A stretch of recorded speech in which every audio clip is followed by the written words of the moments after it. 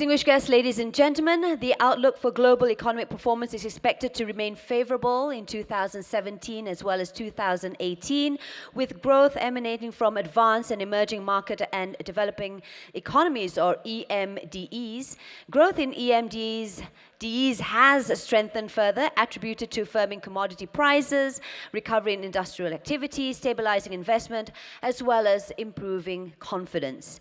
Global trade has firmed up since mid-2016 and is expected to outpace the global growth after 2 years of marked slowdown. Now, according to IMF, the global economy is now enjoying a strong and broad-based recovery and will grow even faster. But of course, there are still risks that need attention. Good news to all of us, of course, but maybe our panel of speakers might have a slightly different view on this.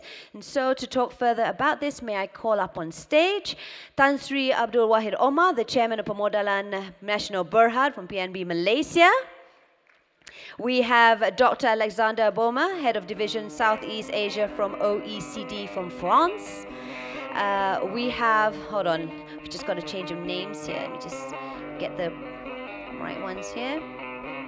We have His Excellency Muhammad Javad Azari Jahromi, Minister of Information and Communications Technology, ICT from Iran.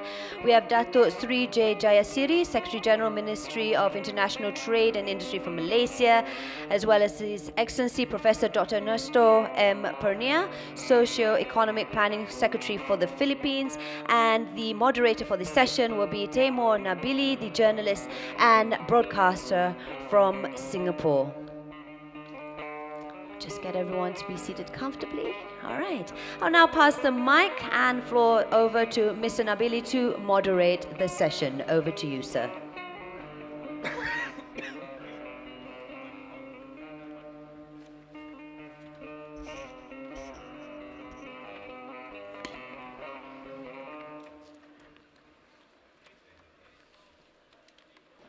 Where did everyone go? Come back, Mr. Wozniak. We need you on the panel. This is a tough session to have, ladies and gentlemen. It's the last one of the day. I'm sure you're all getting a little bit tired. And you've already probably been thinking way too much about Steve Wozniak and the future of technology to really want to get engaged in heavy conversations about the economy. But let me promise you, this one's much more important. Much more important. We're going to discuss global affairs and the state of the economy. And the introduction there was quite positive, was quite upbeat about the future of the global economy. But there are plenty of people who are not quite so upbeat, and I hope that some of these issues are going to come up today.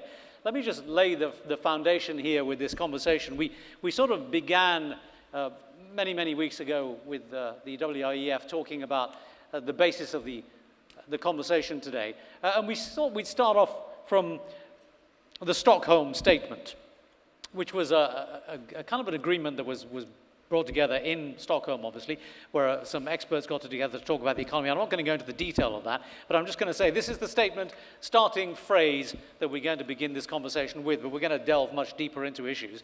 The phrase of the Stockholm Statement was, inclusive economic development is the only socially and economically sustainable form of development. So we're going to be talking about inclusive development, but within the global context. And the global context is something I want to say a couple of words about before we begin, for the benefit of the audience and of the panel. About 10 years ago, almost exactly 10 years ago, I was sitting in a studio in Singapore. I would wake up every morning at 5 a.m. and go on CNBC on Squawk Box and talk about business and economic issues. And at that time, the phrase that was being put about was the Great Moderation. All the famous US economists, and most of those in Europe and the IMF and the World Bank, were talking about a post-turbulence time in the global economy. We were in the moderation. We knew how to operate economies, by and large, within certain parameters, and everything was looking pretty good. Then, of course, you know what happened. It all went wrong. We ended up with 10 years, over which time inequality has grown worse. Global politics, global economic ideas have begun to shatter and splinter in so many different ways. The globalization trend, based upon what was at first treaties like NAFTA, and then treaties like the TPP, which would apply to Asia, began to fragment. And the conversation suddenly became a lot more complicated than it had seemed before the great financial crash. So these are some of the basic ideas that led to that Stockholm Statement, and have also become incorporated into some of the things that Steve Wozniak was talking about, the fourth industrial revolution. We have now a global economy which is volatile, uncertain, complicated, and I forget what the A is in VUCA, but basically a landscape that is much, much more difficult than we thought even as recently as 10 years ago. So how are our panel going to be looking at that? What we're going to do is we're going to start off with a short statement from each of the panel members, and then we'll sit and have a chat amongst ourselves. And I hope you guys will join in, because we have a very diverse range of views, I think, here, and it'll be very interesting to hear about them. We're going to begin with a view from Iran. Mohammad Javad Azadi Jahromi is the Minister of Communications and Information Technology in Iran, the youngest minister in Iran's political hierarchy, and leading what Iran itself has dedicated to be one of their key points of focus, and that is information and communication technology. I'm told that already 17% of Iran's university population is studying this branch of activity, and they're hoping to focus on it. There's been a paper, I believe, you've submitted to Parliament, and he'll be talking to the Malaysian government about this too this afternoon. So he will leave us before the end of the panel. So I'm going to give him the chance to open the session and give a presentation on where Iran is thinking about this and what your thoughts are on the Stockholm Statement and the future of the global economy. So.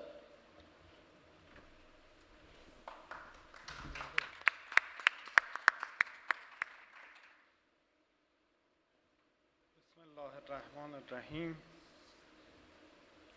Excellencies, Ambassadors, honorable guests, and ladies and gentlemen.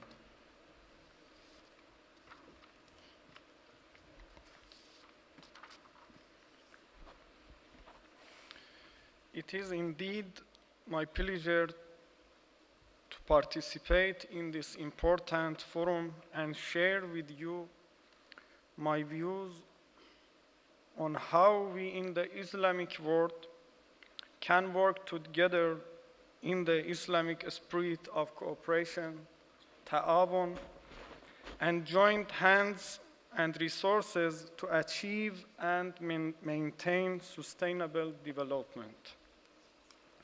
WIEF is indeed a wonderful opportunity where the Islamic countries can exchange views on current global economy as well as its future perspective today. The Islamic countries' share out of the global economy is not promising. In today's session, we witnessed very good viewpoints from the speakers, and in this context, I would like to extend my sincere thanks and appreciation to His Excellency Dr. Datuk Seri Najib Tun Razak and the great nation of Malaysia for the warm welcome and excellent hospitality offered to us. I'm pleased to present my viewpoints given the challenge related to disruptive change.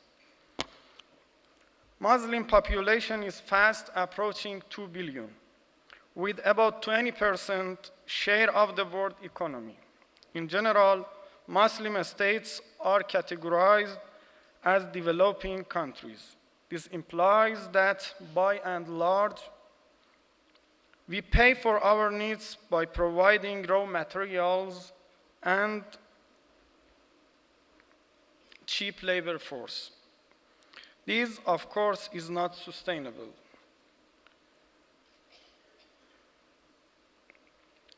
And has led to a number of social, economic, and cultural problems with serious consequences, which, as we have witnessed in many occasions, have not been confined to specific and limited areas. On the other hand, although it may seem that creating trade barriers is an easy fix to trade imbalances, in practice, such restrictions seldom work in long term. In contrast, market size, competition, and efficiency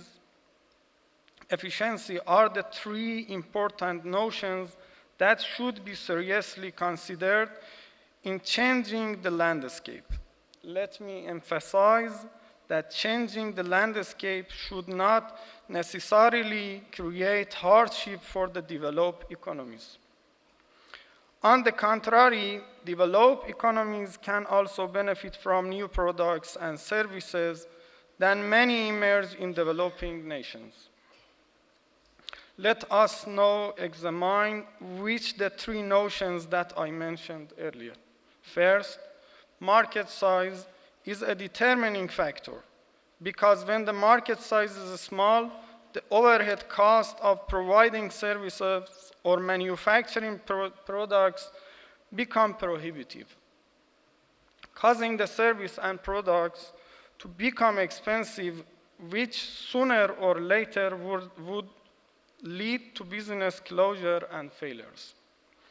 In many instances, when the target is exclusive to the national boundaries of one country, it lacks sufficient market size, the vigor, and the ability to quickly and effectively respond to market dynamics, meaning that the venture will not be sustainable even in medium term. Hence, there is a need to devise proper schemes through multilateral trade agreements to enlarge the market size.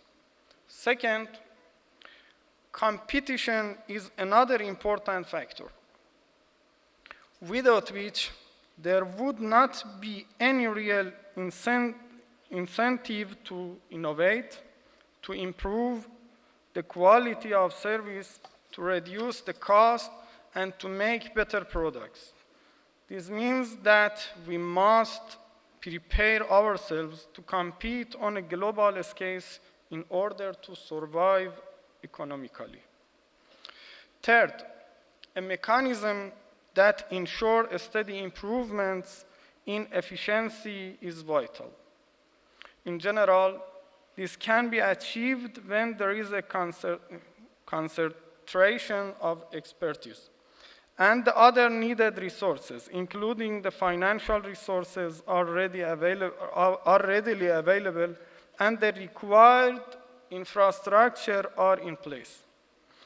One possible approach that would encompass the above requirements and constraint to establish different hubs in different Islamic countries, each dedicated and focused to one area of activity.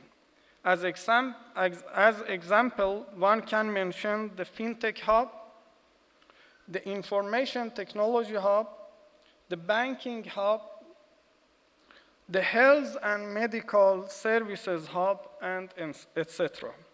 In this way, each hub would provide its product and services to a much larger population of the entire Islamic countries, rather than to smaller national markets. I propose that the Organization of Islamic Cooperation, in partnership with the Islamic Development Bank, undertake a feasibility study with the objective of preparing a roadmap for establishing dedicated hub in different Islamic countries based on the availability of expertise and other resources. We need to join hands and cooperate in an exemplary way to benefit from our resources and capabilities in a shared manner. I considered this important meeting very appropriate to present our proposal and want to put on record that we are prepared to actively and enthusiastically participate in this study. Let me finish by saying that we look forward to working with all Islamic countries to develop appropriate schemes that would enhance the well-being of our nations in cooperative and beneficial manner.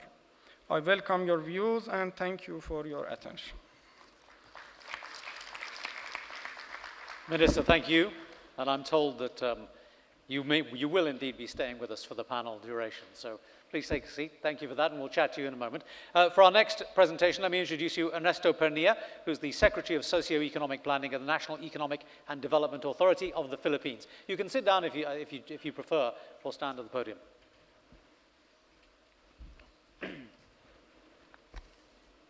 Okay. Good afternoon, Excellencies, heads of governments, ministers, distinguished guests, ladies and gentlemen. It is, of course, a great privilege for me to be among all of you today to talk about reimagining inclusive growth and development. We always hear this word, this phraseology, inclusive growth, inclusive development, inclusivity, so that it has become a cliche. When we speak of economic inclusiveness, we should really talk about high sustained, broad-based economic growth that generates employment and brings people, especially those at the margin, into the social and economic mainstream. As economies grow, development goals evolve, and demand for opportunities change. However, inclusiveness should be more than just advancing material welfare. An inclusive economy is stable, sustainable, equitable, and one that involves participation and cooperation. An inclusive global economy means that no one is left out of the development process. Meanwhile, disruptive changes are significantly affecting a still recovering global economy. These disruptive changes can be incomparable, unprecedented, and irreversible, substantially impacting global industries and entire global value chains. However, the late Austrian-born American economist Joseph Schumpeter famously coined the phrase creative destruction, meaning disruptions or disruptive change adroitly or expertly handled can result in innovations, in meaningful innovations. While technology offers promising opportunities, jobs are threatened in emerging and developing countries where access to technology is unequal. If this situation persists, inequality can get worse. But I was just hearing Steve Wozniak earlier, and I think he has some iota or some dose of, he gave us some dose of skepticism about the advent of artificial intelligence, the advent of electric cars, self-driven cars. And because in other countries, for example, in the Philippines, one of the things we fear about is the loss of our business process outsourcing industry, which is bringing in about 10% of our GDP yearly, almost 10% of our GDP yearly now. But given the skepticism that was propounded by Steve Wozniak, I felt a little bit more comfortable about what's going to happen in the next 3 to 5 years. Because as many people were telling me, scientists and engineers, they said that it's really going to result in the loss of our business process outsourcing industry. So, how do we ensure growth, stability, sustainability, equitability, and cooperation in an economic system? with disruptive change. I put forward 7 points. First, we need to raise potential output. To propel productivity and stimulate the labor force, we need structural reforms that are supported by growth-oriented fiscal policies. Second, we need to strengthen global cooperation. Any action undertaken by any individual economy can be more effective if supported by multilateral cooperation. The preservation of global free trade from narrow-minded and myopic protectionist policies is only one of the many issues that the global economy is facing. Also, we should not take for granted China's One Belt, One Road initiative, which can result in trade diversion and the potential dominance of the global yuan. Third, establishing a rules-based investment regime can firm up long-term expectations. This means that the investment regime of any economy must be credible, must have extensive international support, and must aim for sustainability and inclusivity. This can help reduce uncertainty and improve the stability of investment relations. Fourth, meeting disrupting change through proactive stance requires systematic approach. Government should consider available resources as well as values of society in the policy-making process. Resources determine the breadth and depth of an economy can use to cope with disrupting change.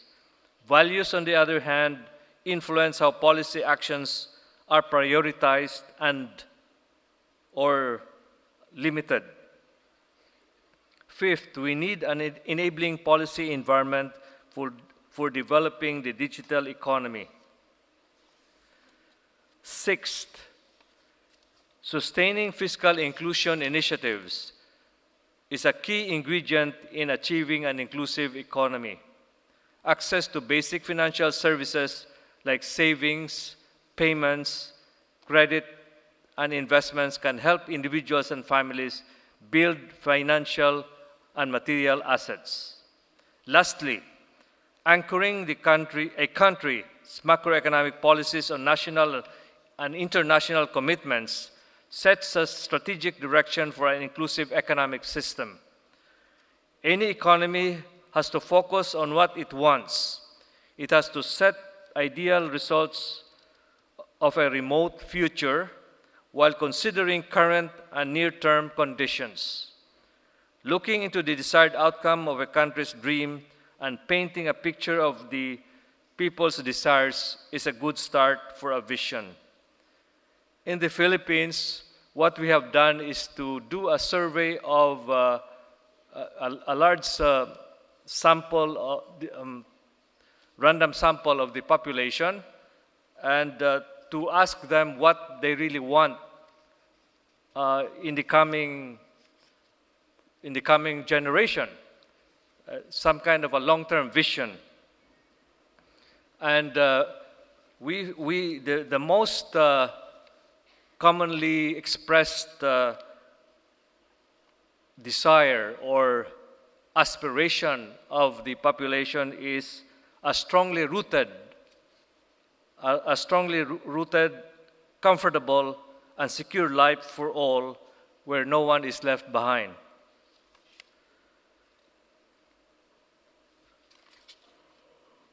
At the global level, while there is a myriad of international commitments, the Sustainable Development Goals, or Agenda 2030, encapsulates the call of a truly inclusive economic system to which every economy should subscribe under the spirit of partnership. On a final note, let us always remember what economist Joseph E. Stiglitz said: development is about transforming the lives of people, not transforming economies. This statement is apt as we reimagine our economic system with a view to inclusive growth and development. Thank you very much, and terima kasih. Professor, thank you, and I hope we'll pick up a little bit on your thoughts about how technology and particularly artificial intelligence is disrupting things like business process outsourcing. I mean, the good news is, even though it's early days, we've already seen in Germany that I think robot uptake in Germany is 5 times what it is in the United States. And it's actually creating more jobs than they're losing. So the early indications are very good. Moving on to our next presentation, Datuk Sri J. Jayasiri is the Secretary General at the Ministry of International Trade and Industry. Sir, if you would. Please do, yeah. Thank you, Timo. Distinguished panelists, ladies and gentlemen, if you look at the program, I'm not supposed to be here. The Minister of International Trade was supposed to be here. So that's a change. I'm not sure whether that's a disruptive change.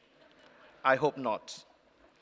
Now, let me start by giving an overview of protectionism and anti-globalization trends that have taken place. Many are familiar with Brexit, and then the changes that came with the US administration. And lately we see that there are some semblance of protectionism or anti-globalization manifested in Europe, Spain in particular. But is this all going to be something that we got to worry about? A lot of people think that because of Brexit, Britain is going to be very inward-looking, or that is going to turn protectionism. But I think we don't have to worry so much about Brexit, because that's more an internal issue for Europe.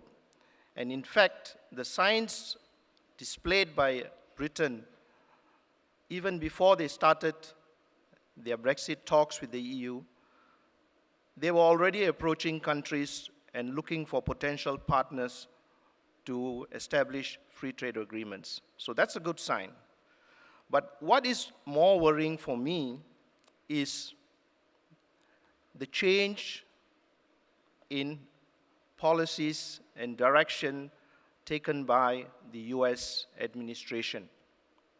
I'm not sure whether I should say the US administration or the US president, because I know for a fact that some people in the US administration themselves don't think that the direction taken is the right one. But nevertheless, it is worrying because free trade and multilateralism has suddenly become taboo words for the US. And even as recent as the APEC meetings, we noticed that the US seemed to be taking a line which does not foster multilateralism at all. And this may be manifested in the World Trade Organization, which is the guardian for international trade. It's a rules-based binding agreement that we have. And that organization works by consensus. So if the US were to take a stance which does not allow for multilateralism, for free trade, then I think we are in serious trouble. Now, when you talk about globalization, everybody says that that's the cause for domestic problems. Now, I like to say that what happens with globalization is inevitable. With the advent of technology, with the breaking down of barriers, and the rise of the internet, we cannot stop globalization. But there are impacts or implications as a result of globalization. So there will be some people in some countries affected, marginalized. So this is where I think countries, be it developing or advanced nations, must deal with this internally. And giving you examples, Malaysia, for instance, have actually addressed this issue of inclusiveness. There are many areas where you can see deliberate policies and measures adopted by the government to actually deal with these so-called inclusiveness issues. A good example is even when we negotiate free trade agreements, we ensure that there is sufficient policy space in those agreements that will allow the government to carry out measures that would address the need for inclusiveness. For instance, in the Trans-Pacific Partnership Agreement that we negotiated, for the first time, we actually made our affirmative action policy as part of an international treaty. So we have that policy space now for the government to continue with our affirmative action policy. And affirmative action policy is something that is addressing this issue of the need for inclusiveness. Now, we also have measures on gender. For instance, the government has established that there should be at least 30% of civil servants at the management level for women, reserved for women. In fact, we have surpassed the 30% and we are today around 35%. And recently we have established that there is a need to have at least 30% on board representation of all public listed companies. So we take care of the marginalized sections of the population. We take care of the gender. We also take care of the economic need for inclusiveness. Now, I think most of you are familiar with the digital agenda that the government is pushing. We have got what we call the digital free trade zone established. And in order for small and medium enterprises to be able to get onto that platform and be able to export, we have actually handheld and put a target of the number of SMEs that must be on that platform. We targeted, I think, 1,600. Today, we've got 1,900 SMEs registered on that platform. And SMEs are normally those that require the most assistance, because you take the corporate world between the MNCs and the SMEs are the one would continue to be the disadvantaged, the marginalized. Now we talk about the fourth industrial revolution. Now we are writing a framework for Industry 4.0, which is more focused on the manufacturing sector. And here again, we are focusing very much on the SMEs, because they are the ones who actually need the help. So again, we are addressing inclusiveness. Now, we also have programs to address the rural-urban divide. For instance, we have a program which is called e-Rezeki. And this program actually allows the women in rural areas to be able to gain extra income by getting on to the internet and selling their products. Now, one important tool that I need to share with you today is that we have adopted what we call the National Blue Ocean Strategy. And this Blue Ocean Strategy is also a very important tool to address this issue of inclusiveness. For instance, the Blue Ocean Strategy works where different ministries or agencies get together to achieve a single objective. And we got what we call a program which is very efficient and has produced results. This is what we call Connecting the Unconnected.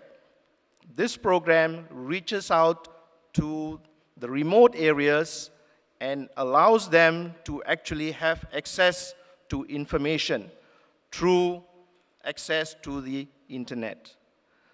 So ladies and gentlemen, that in short is how Malaysia has been addressing the need to have inclusiveness both at the social level as well as the economic level.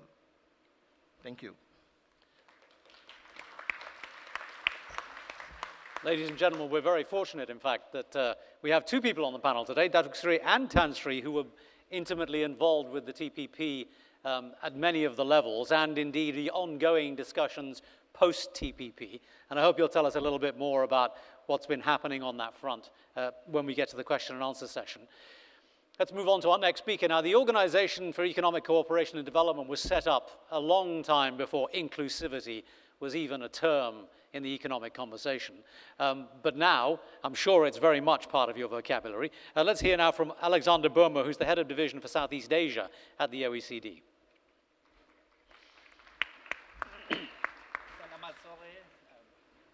Thank you very much. Can you hear me? Yeah. Selamat sore. Thank you very much, Timur, for the introduction. Excellencies, ladies and gentlemen, I thank the host, of course, the government of Sarawak, and also the chair of the WIEF for inviting me, Tun Muar Hitam. Thank you very much. It's a pleasure and an honor. Yes, Timur, as you mentioned, the Organization for Economic Cooperation and Development, which I represent, was set up originally to rebuild Europe through the Marshall Plan after the Second World War. It has then evolved into a policy think tank and standard setter also for international trade and economic affairs. Also very much promoting, obviously, principles of market openness, good regulatory practices, and efficient government.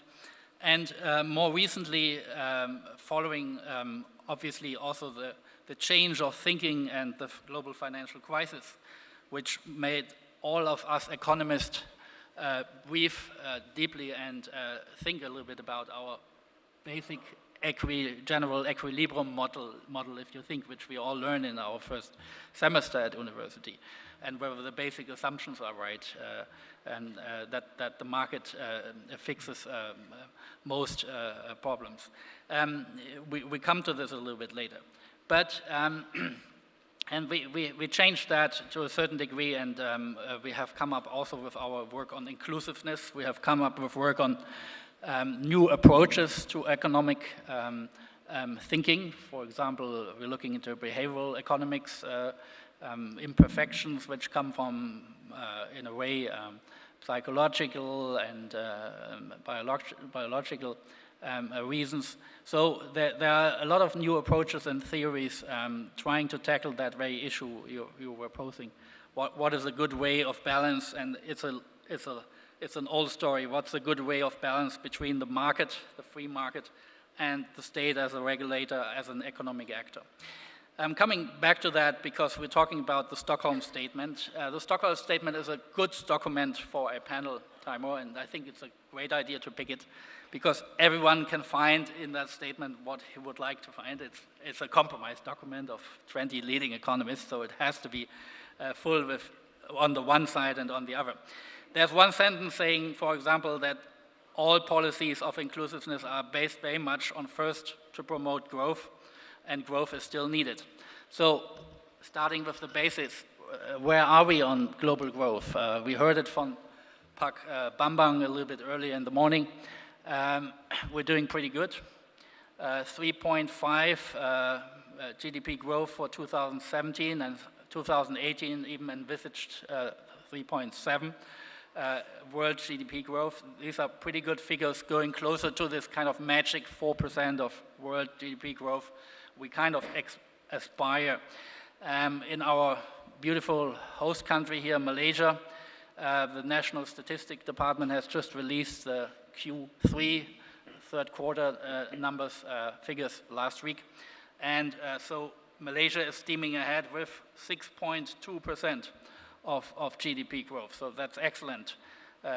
Based on a very good business sentiment here in Malaysia, based on also strong exports to ASEAN, to China, making use of free trade, existing free trade agreements, for example, between ASEAN and China, but also the ASEAN Economic Community, which was founded in 2015, trying to set up a single market, and companies, Malaysian companies and others are obviously starting to profit from that. But there are, of course, also risks. There are downsides. Just to mention a few, which are not so macro, it was mentioned what we can politely call maybe a trend towards more inward-looking policies.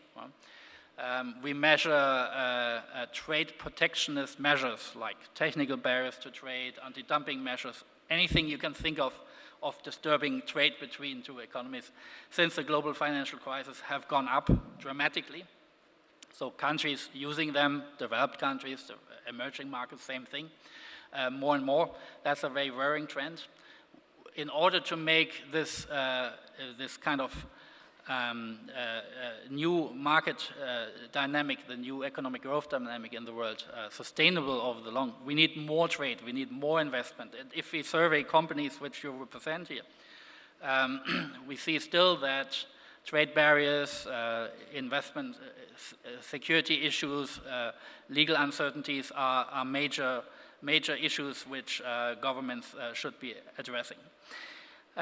What does it mean for a business like you are running it, a medium-sized company, smaller companies, but one of the companies who strive or is already internationalizing? You know, not only big companies are internationalizing, we have a lot of things also to digitalization, even more medium-sized and smaller companies who are internationalizing, and they will all depend on trade facilitation, cross-border transaction in one way or the other.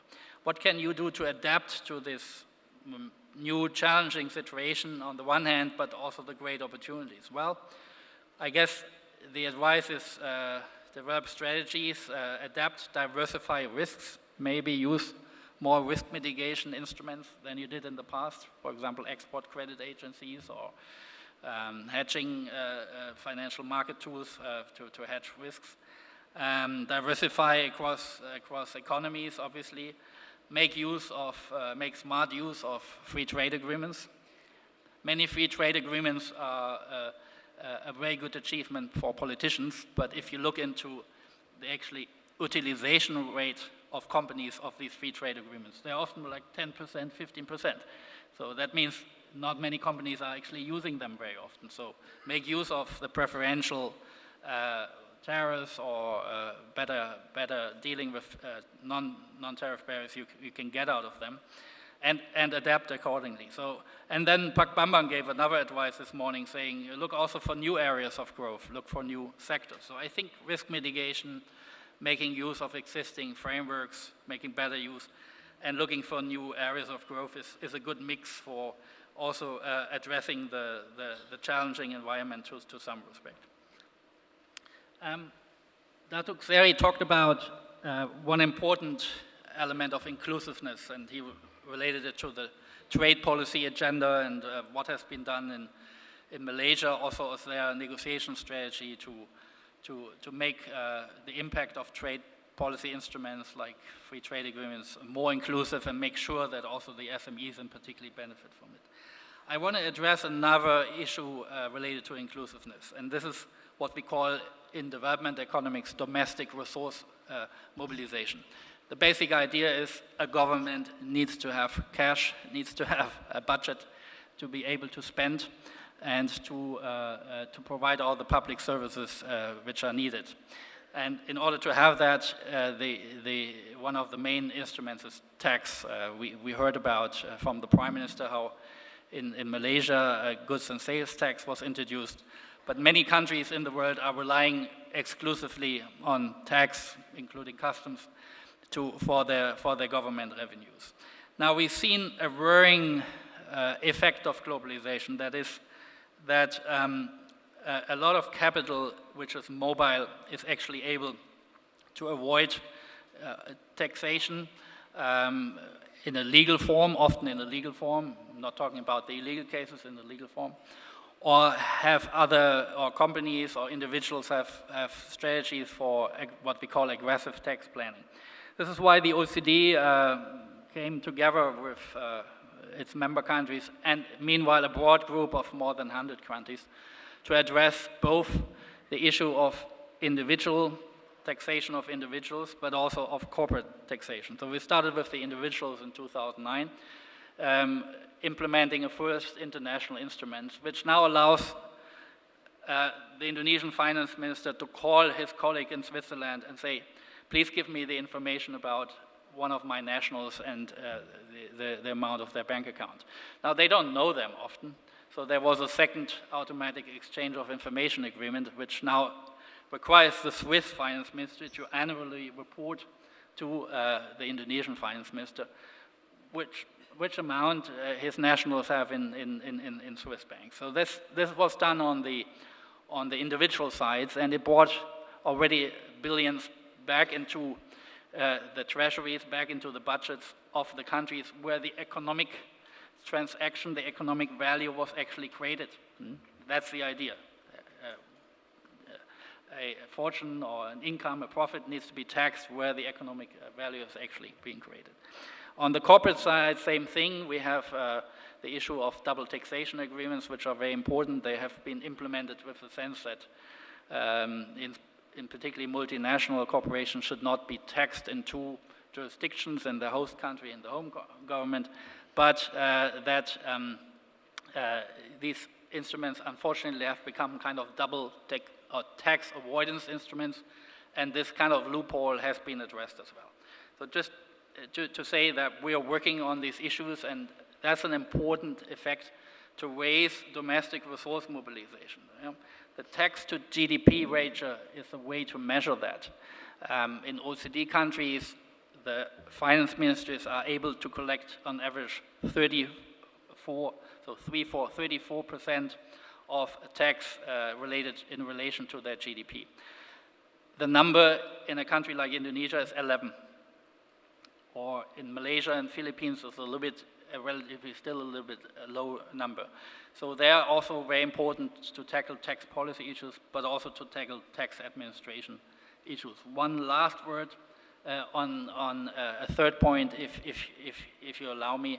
Obviously, we heard a lot about the scare that manufacturing industry is moving back, is onshoring again back to maybe OECD countries. In the case, they're based on OECD investment, and pulling out of emerging markets because of the automation of robotics technology and services. And Ernesto was mentioned it, the business process outsourcing industry in the Philippines is a very important recent FDI phenomenon. Services may be replaced by artificial intelligence. Now, that's a sort of horror scenario. My organization looked into how many jobs will be really affected, or most likely affected, by automation.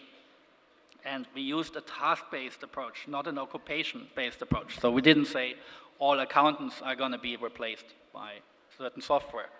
We said, what does an accountant do? There's an analytical side, there's a repetitive side, there's maybe a social interaction side. Yeah?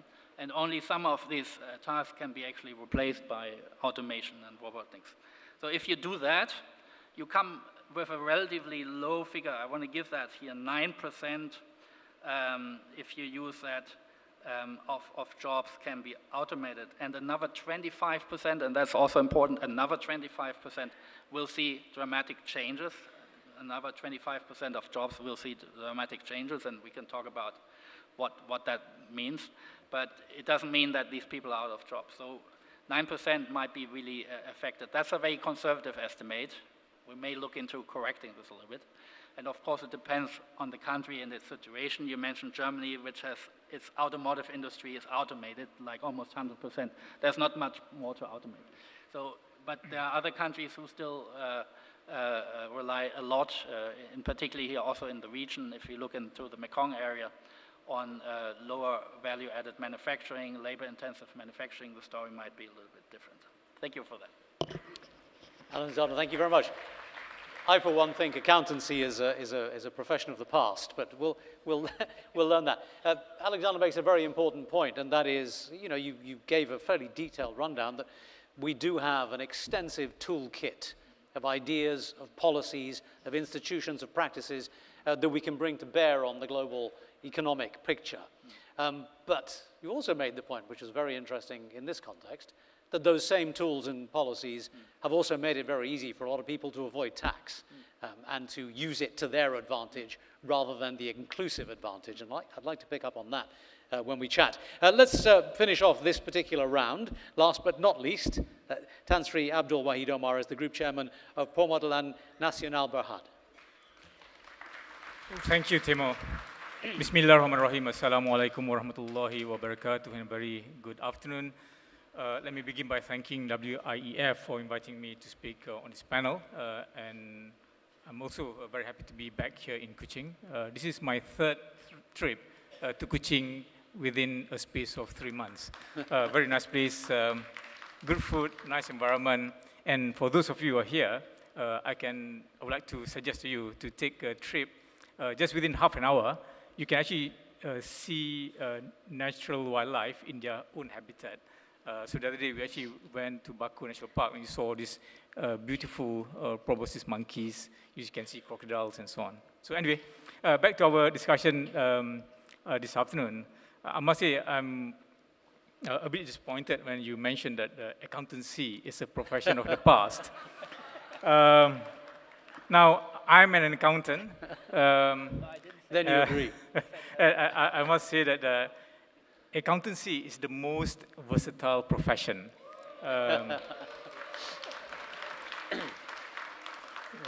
I can vouch for that because I've ended up as a banker, a minister, and now group chairman of an investment management company, which I'll come back to that a bit later. Now, in addressing the subject matter, reimagining inclusive growth, I thought it's best that I deal with it by sharing my own personal perspective. Maybe I'll cover it in 3 parts. First, to share with you the new economic model. Second, to speak a little bit about the TN50, which the Prime Minister had elaborated in this morning. And the third, a quick role on PMB and where we fit in within the context of an inclusive economy. Now, let me begin with the new economic model. Now, back in 2013, I was happily running the largest bank in Malaysia, Maybank, and I had no intention to move anywhere. I thought I would retire there, sitting on nice package, things were going well and so on. Until one morning when I received an invitation from the Prime Minister for me to join the Malaysian cabinet as a minister in the Prime Minister's department in charge of economic planning. Now, at that point in time, one of the very reasons why I accepted that appointment was because I believe in the new economic model that was articulated by the Prime Minister back in 2010. This is the economic model that calls for Malaysia to be a developed nation by 2020 with 3 core components of high income, inclusiveness, and sustainability. Now, high income refers to the threshold set by the World Bank of what would constitute an advanced economy. So currently, the threshold is $12,275 US dollars in terms of gross national income per capita. Malaysia is now at about $10,000 level. So if we can actually grow by 5 to 6% per annum in terms of real GDP, I think we'll get there. Now, in order to grow the economy, it is very important for Malaysia to remain relatively open. As you know, Malaysia is very much a trading economy. We do enjoy significant trade. Our trade, total trade is actually more than 100% of our GDP. And that's actually a good thing for us. So for us to do that, we have to be part of the many trade agreements, including the TPPA. So I had the privilege of supporting the team at MITI when Malaysia was negotiating the TPPA and working with Dr. Sri Jasri, for example. It was still a privilege. So I think it's very, very important for any country that wants to continue to progress, that they must remain open relatively, but making sure that the trade agreements that they negotiate would take into account the inclusive element or needs of the domestic economy. And for that, we are very happy that with the TPPA, we were able to negotiate for the right recognition for the BUPTRA policy, as well as the policies regarding SMEs, to make sure that they're not unduly affected when Malaysia entered into the TPPA. Well, I guess we were hoping for that to be ratified, but I think that's another story. Now, the second component is inclusiveness.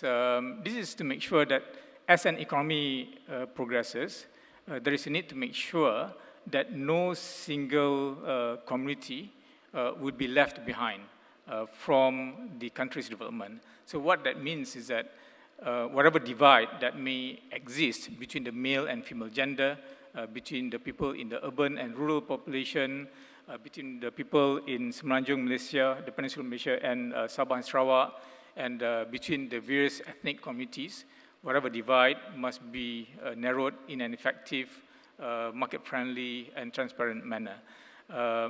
Indeed, we're happy that the government has placed a lot of emphasis on this. Secretary General Jasri had mentioned about the gender efforts. So I think we are progressing very well in terms of the civil service. Even in the private sector, I think the female population is doing very well. In many organizations like Maybank, for example, is 60% almost female to 40%. Even in our organization, it's more like 55% female and 45% male. In fact, my view is that as we move forward into the future, my concern will not be on the female population, but will be on the male population, because the boys are not doing that well in school. For record, 68% of enrollment in Malaysian universities is actually female, and only 1/3 is actually male. So I think that's something which we need to address in moving forward. Now, when it comes to regional differences, I think we have started to look at how we can accelerate the development in the states of Sabah and Sarawak. In terms of development expenditure budget, both states, Sabah and Sarawak, they always enjoy the highest allocation from Malaysia's national budget perspective. But even then, we felt it's actually not enough. So for example, there was a time that we've been talking about developing the Pen-Borneo Highway that will cost some 30 billion ringgit. But in the past, we were allocating only about half a billion ringgit per annum. So imagine if we continue with that approach, it will take 60 years for the Pen-Borneo Highway to be completed. But the Prime Minister had already agreed and announced that we're going to accelerate that and through a PPP model, basically where the construction of the Pen-Borneo Highway will be accelerated. So this is part of the effort to make sure that whatever growth that we're achieving must be inclusive. The third component is on sustainability, not just in terms of the way we treat the environment, but also in the way we manage our natural resources, as well as in the way we manage our government finances. So maybe we can talk about that some of the time. Back to the second point about the way forward. The Prime Minister has spoken about this. Now, we in Malaysia, we have always taken the need for inclusive growth in our economic development plans, from the new economic policy into the National Vision Policy to now as we move forward into the National Transformation 2050. In fact, look at the 11th Malaysia Plan, where we are currently at, from 2016 to 2020, the theme of the plan is anchoring growth on people. Again, a lot of emphasis on the people and on inclusive growth. What is different as we move forward? Whilst we continue to emphasize on inclusive growth, the approach is actually more like bottoms up. As compared to previously, it's more like top down. So this is actually more like bottoms up, meaning that there's a lot of syndication being undertaken to get the feedback from the people in terms of what is it that they want as for the country to progress, what will make up the economy, and in terms of the socio-economic policies and so on. So that's actually a new approach that we're taking well into 2050. Now, on PMB, PMB was established back in 1978. This is part of the new economic policy to address the imbalance that exists back then. Just to give you an idea, back in 1970, the participation of Bumiputera Trust, the natives, in the corporate sector was only 2.4%, whereas the Bumiputera Trust make up some 68% of the population. So I think there was actually a need to address that imbalance. So PMB was set up to address that by mobilizing savings from the Bumiputera community, and for that money to be invested in various listed companies and so on. So it is very much a unit trust fund or mutual fund, if you like, except that the bulk of the funds are done on a fixed price basis, meaning that people can invest and withdraw at the par, at 1 ringgit. And they continue to get steady payout of dividends. Last year, for example, we paid out some 6.75% of dividend. Now, over the years, we've been able to mobilize some 230 billion ringgit of funds from some 13 million unit holders. So when you combine that with our own property fund, that makes 271 billion ringgit of funds under management by PMB, or that's about 65 billion US dollars. Now, the bulk of this money is invested in the domestic economy, 98%, and the bulk of it, 69%, invested in public listed companies on the Bursa Malaysia.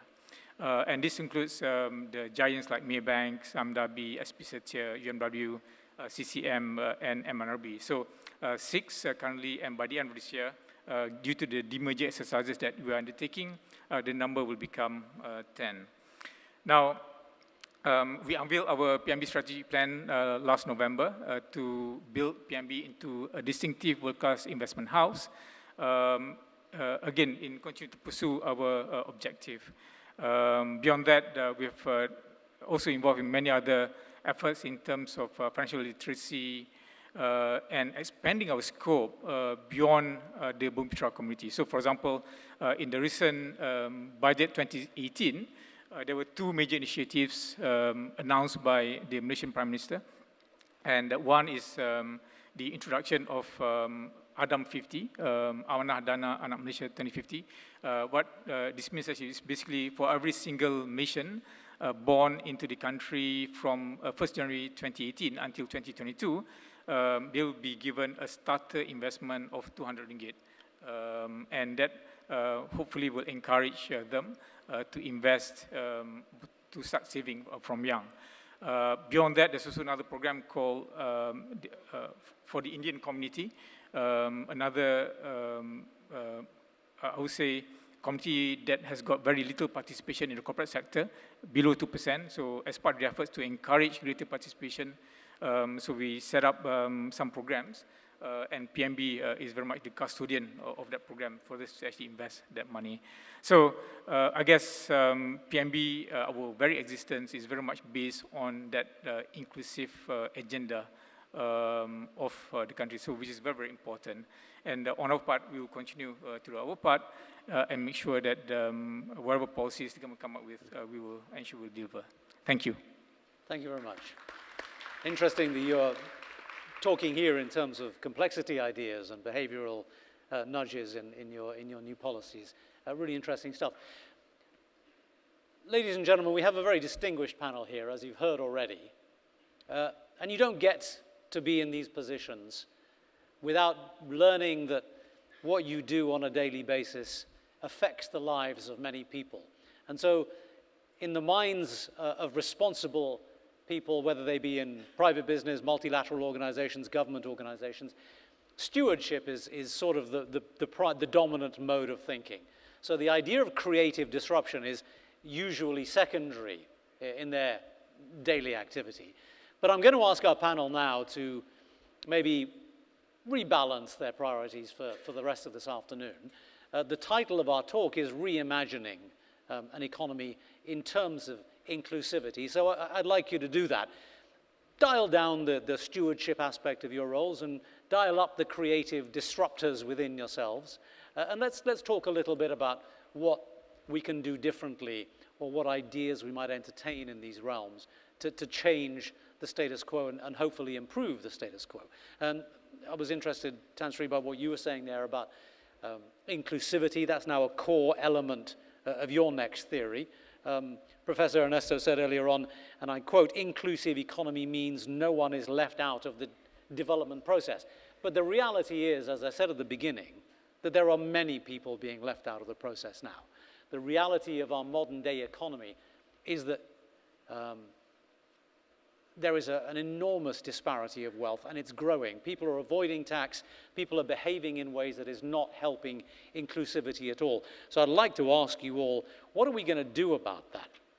There was a poll by the polling institute, the global organization called YouGov recently, that looked at the US, the UK, and Germany.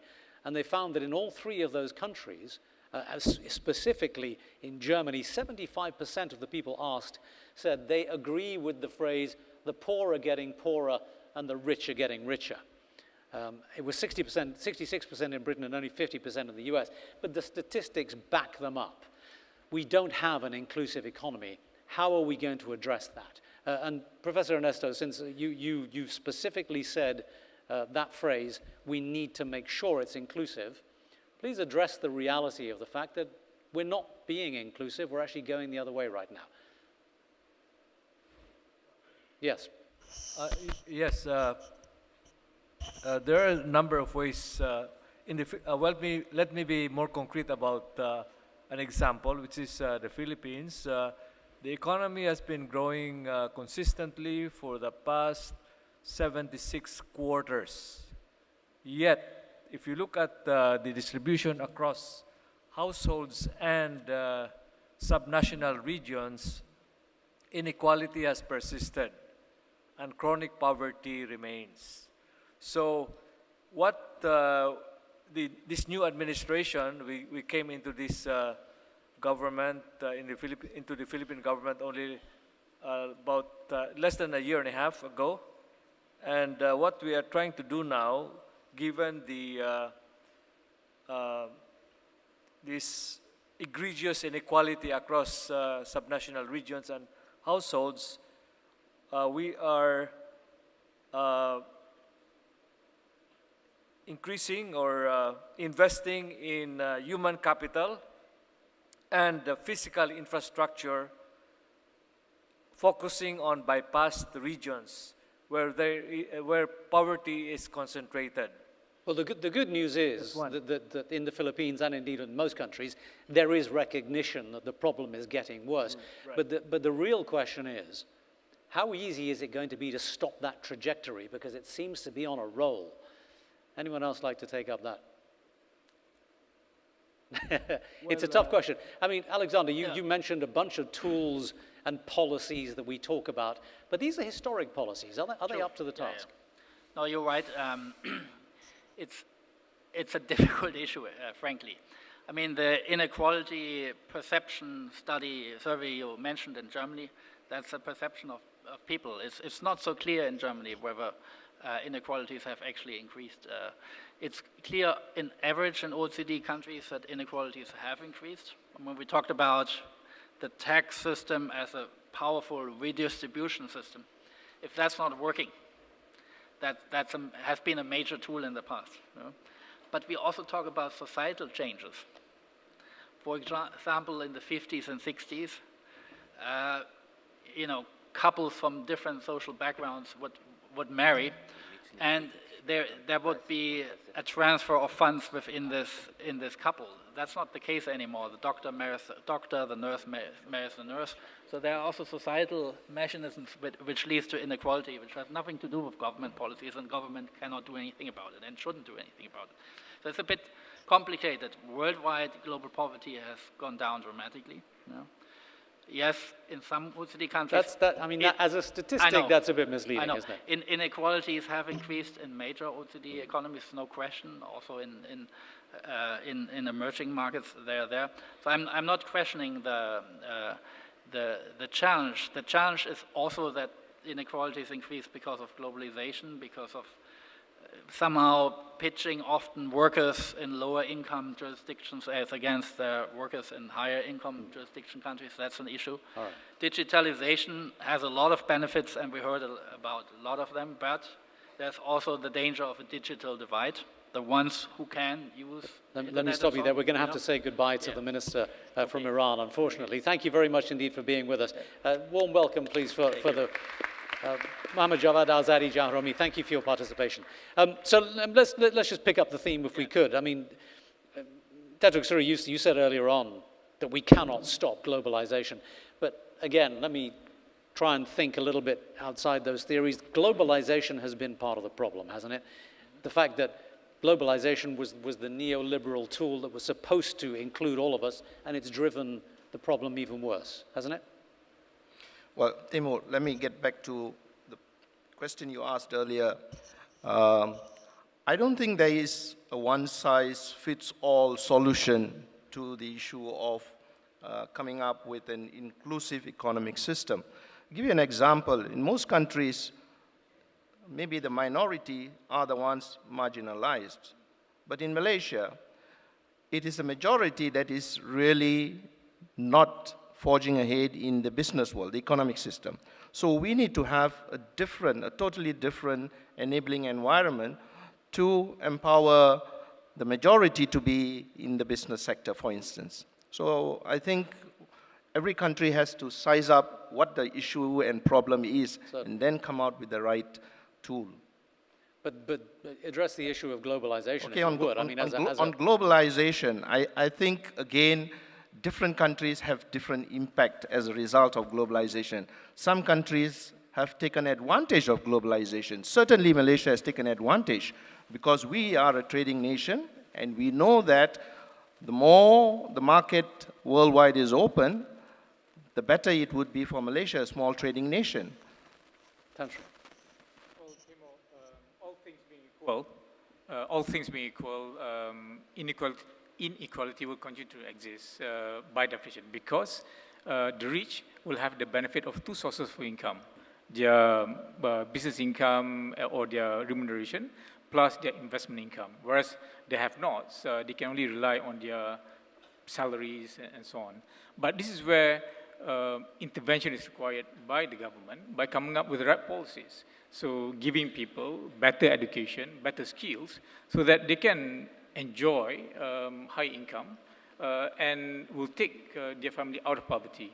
This is something that we went through. So many of us here in Malaysia, people like me, for example, we all came from poor family, but we were given good education that enabled us to pursue a good career that changed the livelihood of our entire family. And you put your finger on the actual problem, though, haven't you? Because, yes, there's always a disparity of income, but we know through history and we know through current day history that mobility, that social mobility has become so hard, and we do get to a point in the Gini coefficient where if we don't see progress, then we get social problems. We get ultimately possible revolutions, don't we?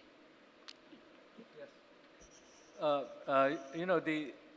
I think globalization, economic openness, is good for growing global wealth. But inequality tends to come as a side effect because countries that are better positioned to take advantage and benefit from the benefits of globalization, they're ahead of the others that are less advantaged. For example, we did analysis of the effect of openness, economic openness on regional development, and we find that the more advanced regions benefit more than the lagging regions because of the initial advantage that advanced regions have to begin with in the economic openness game. Yes. Unfortunately, as tends to be the case, we get to the end of the session when we only just get going. I'd like to give a chance to some people to ask some questions. I see a hand going up here. If we could get a microphone for this gentleman here. Does someone have a microphone? Sorry, hold on. Here we go. Coming to you.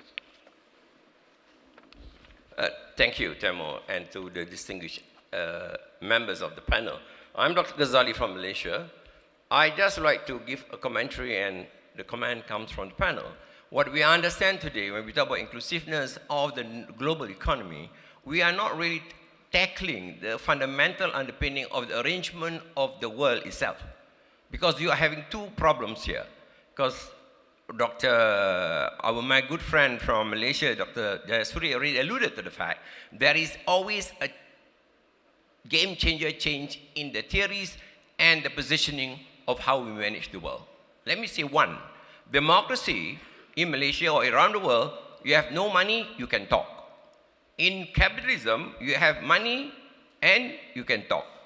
Our problem today is that the way we define economy, everything is centered on economy. But the fact of the world is that when you talk about happiness, it's not money. So when you have to do today is that, why is that? If America or World Bank or IMF for that matter, or OECD, love to ask the government to do the impossible thing, share everything for everybody, all right? We know for the fact in Davos, 2015, 10% owns 90% of the world. Can we change the formula? That when the private sector who love to do the stewardship of the world, they must also assume public goodness, responsibility, and duty. If they don't do that, there's no way you can solve until the world comes to the doomsday. Thank you. A big question, can we change the formula? I mean, the question is being asked, is capitalism ripe for some kind of modification? Anyone want to address that? If I may, to me, Dr. Ghazali, the reason why we focus so much on growing the economy is because unless you grow the economy, there is no way you can create enough business opportunity and employment opportunity for the people. So that's exactly why we're working on growing the economy.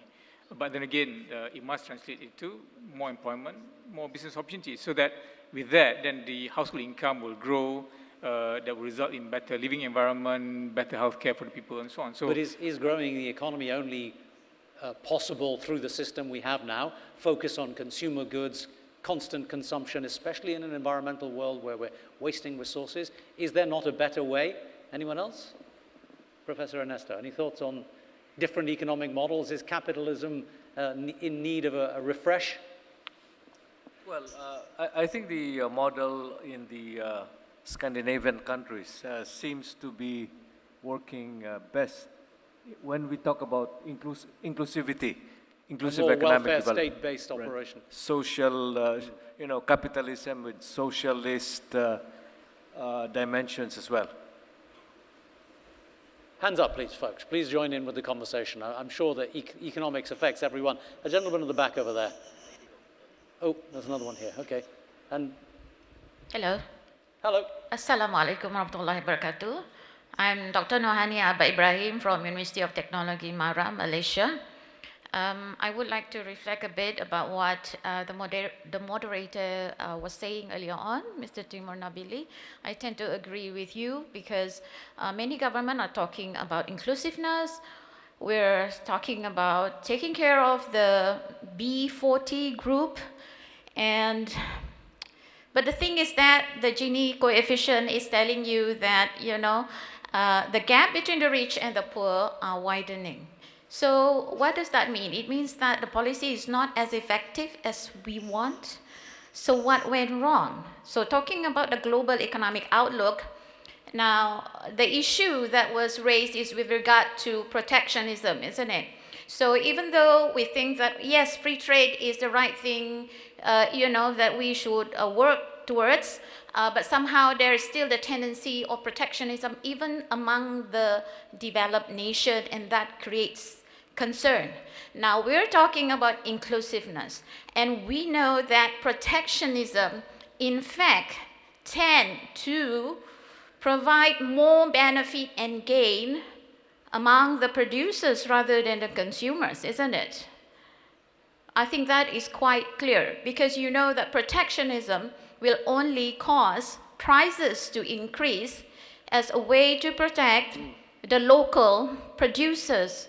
But we're talking about inclusiveness.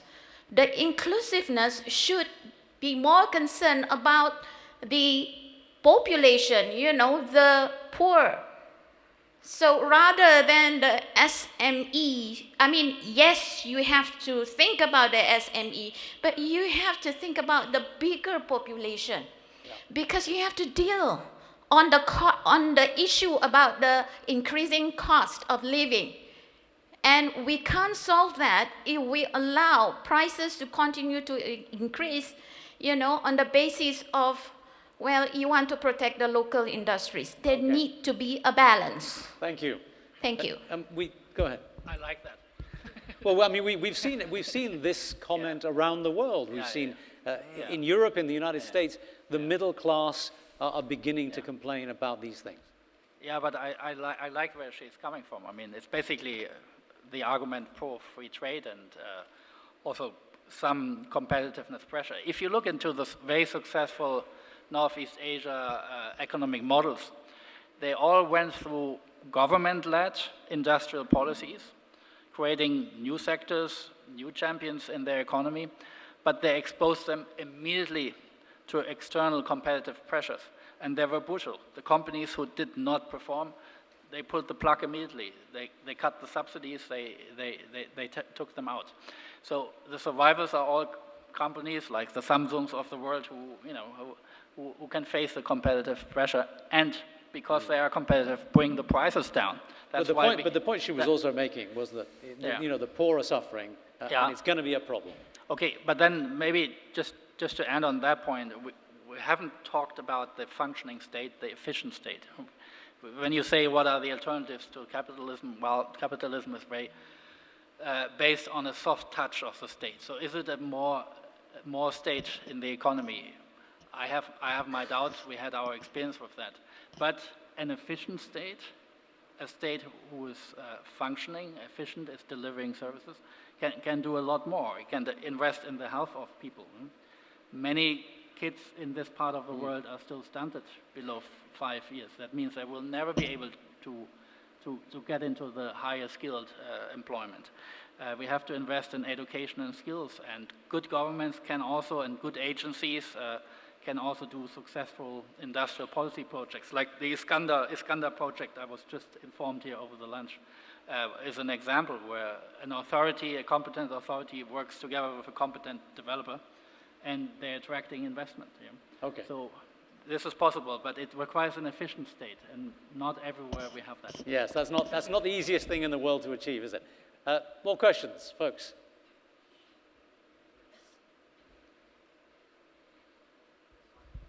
Good afternoon, gentlemen, and really distinguished guests on stage.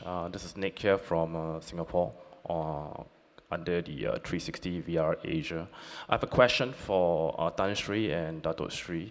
I mean, I saw, Tan Sri, your slide that PNB obviously is the leading asset manager, and also at a 19.2% CAGR growth, which is very impressive. Just wondering, with also the what is happening right now with the currency going downwards, and of course there are many reasons to it, how does the leading or the largest asset manager in Malaysia to tackle on this issue? And also to Dato Sri, how do we curb that speculation on that economic will have some impact with, of course, the currency drop due to, I think, many reasons like the greenback as well as the interest rate, etc. Okay. Well, thank you, Nick. We have 271 billion of funds under management. Our model is very simple. We have various asset classes to invest in with the right risk appetite to be able to deliver the dividends to our unit holders. Currently, 98% of our funds are invested in Malaysia, only 2% abroad, and the bulk of our funds are invested in public equities, followed by cash and money market instruments. Then we have fixed income instruments, private investments, and real estate. Now, if you talk about currency, we don't dictate the levels of currency. Is subject to the flows of trade and investments. But if you look at yes, ringgit had weakened beyond, I would say, its fundamental value. It weakened to as low as 445 at the end of last year or at the beginning of this year. But it has since strengthened to the level of about 415, 416 today. So it means that since 1st January, it has appreciated by some 7.3%. At the end of last year, we would ask why haven't we invested a lot at the end of last year. The reason was because we felt that ringgit was just too weak.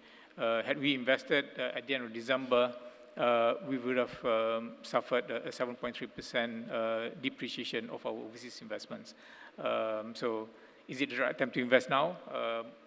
It depends. That will be subject to another conversation. You said you were an accountant, not an economist. Over time. There's only economists who say, well, it depends. Accountants are versatile. Dato' Sri, a final word? Well, I think once the fundamentals are good, then probably the currency will strengthen. And I think the central bank came out with a statement that we have not actually reached our full potential of the ringgit. And of course, if you say there's going to be speculation, then of course the central bank will have its tools to make sure that is curbed. All right. Folks, we are at the end of the session, unfortunately. I'd like to thank you all for your attention and your engagement. And I'd like to ask you to thank our panel, show your appreciation for our distinguished guests. And there we will call it a day. Thank you very much indeed.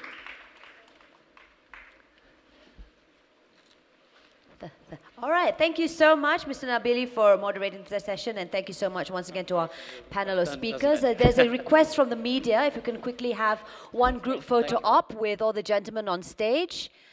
Can we just get one group photo op for the benefit of our media friends at the back? We're just going to have one group photo op. Yep, we've got the request from the media. Whew, that was quite a session. Pretty glad all of you stayed all the way till the end of day one to listen into that very insightful session. A topic with regards to reimagining our inclusive economic system. 2 hours is definitely not enough. We've only barely scratched the surface in getting solutions and to answer the questions in how we can close the gap between the disparity of wealth of all the people. So thank you. We just need to continue having conversations like this just to get things going. Otherwise, we'll be too complacent and comfortable in our comfort zone. Thank you once again, gentlemen. And distinguished guests, ladies and gentlemen, with that, this concludes the end of our first day here at the WIEF for the 13th edition. We hope that you've all enjoyed yourselves so far. I definitely did. And we're very, very excited to see what we have in store for tomorrow. So on that note, thank you once again, and we'll see you bright and early tomorrow morning at 9 a.m. My name is Daphne Eiking. It's been a pleasure being your host at this Hall 1. Assalamualaikum warahmatullahi wabarakatuh.